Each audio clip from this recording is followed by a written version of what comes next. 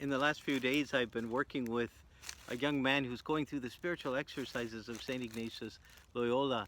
So I'd like to stop here as we go through the autobiography of St. Ignatius to just develop the point that, I mentioned yesterday that in St. Ignatius, he found that the exercises that he had written and developed, they mirrored and they helped a person to go through the same sort of experience that he experienced as he was recuperating in Loyola from the cannonball that had shattered his leg.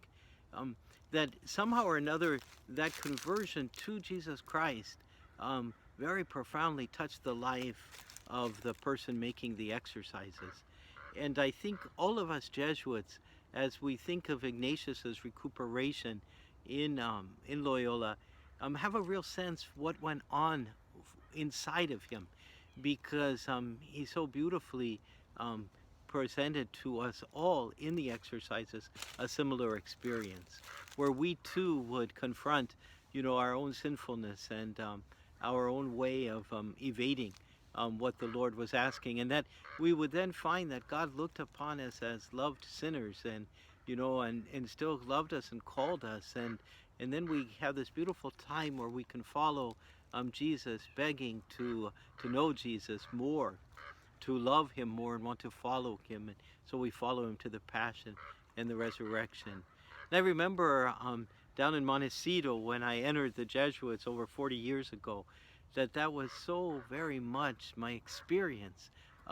I didn't know all that much about the life of Ignatius, the outlines of it. Perhaps I had read the autobiography.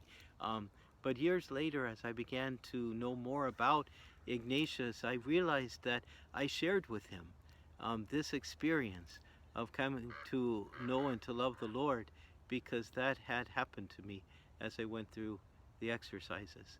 Um, and for us all, then that becomes this beautiful gift that he gave us, this beautiful wisdom that he opened to us, that we too could find our lives changed because Christ had touched our lives.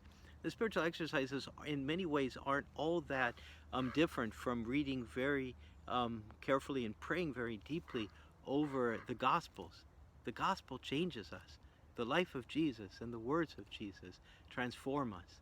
And Ignatius holds that for us and offers that to us in this beautiful program that we call his spiritual exercises. And if you've had the grace to be able to do a retreat in any one of the forms that's offered, even as short as a weekend retreat, tapping into the spiritual exercises of St. Ignatius in some ways, you will recognize what it means to encounter Christ and to want to follow Christ above everything in your life.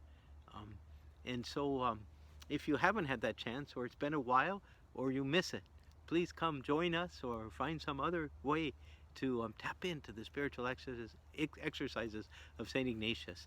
Experience for yourself again, or for the first time, the conversion of St. Ignatius being replayed in your own life.